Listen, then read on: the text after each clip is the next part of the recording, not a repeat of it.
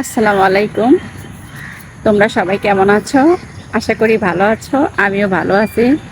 তো আসলে তোমাদের ভালোবাসায় আমি কিন্তু কতটুক আগাইতে পারছি। তো আমি চাই সবসময় তোমরা আমার পাশে থাকো, আমিও তোমাদের পাশে থাকবো। কারণ কি, যারা আমরা এই কন্টেন্ট করি, তারা কিন্তু আসলে আমরা ছোট থেকে কিন্তু বড় হই। বড় থেকে কিন্তু কেউ ছোট হয় না। আমি জানি যে ছোট থেকে বড় হয়, একটু একটু করতে করতে কিন্তু অনেক দূর এগিয়ে যায়। যারা ছোট ছিল তারা কিন্তু কাজকে অনেক বড় হয়ে গেছে। আসলে আমিও তো এক পা দু পা করতে করতে এখন আমার এই 22,000 ফলোয়ার।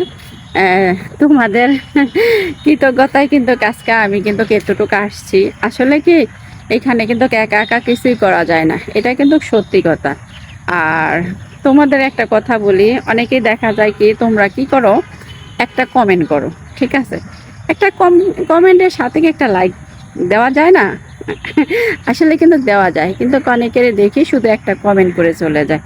আর আমি যাদেরকে লাইক কমেন্ট দুইটাই করি, ঠিক আছে। কারণ কি, আমি যদি একটা কমেন্ট করতে পারি তাহলে আমি একটা লাইক দিতে পারবো না?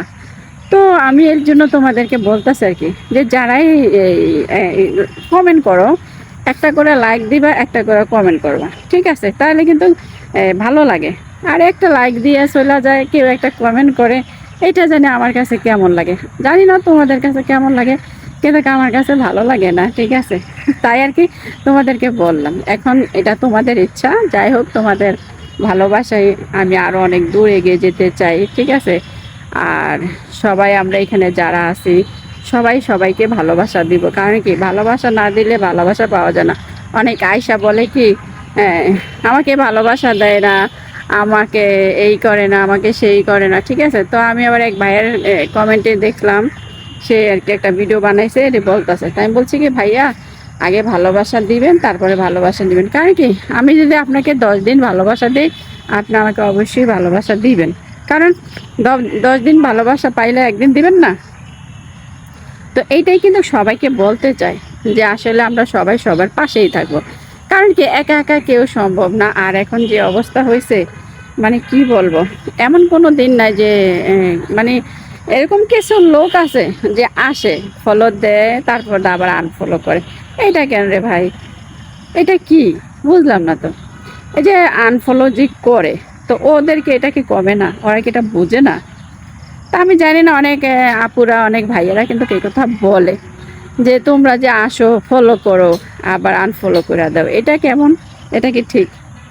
তো যাই হোক, আসলে আমার কথাগুলো তোমাদের কাছে কেমন লাগছে জানি না। যদি ভালো লেগে থাকে অবশ্যই পাশে থাকবা, আমাকে সবসময় পাশে পাবা।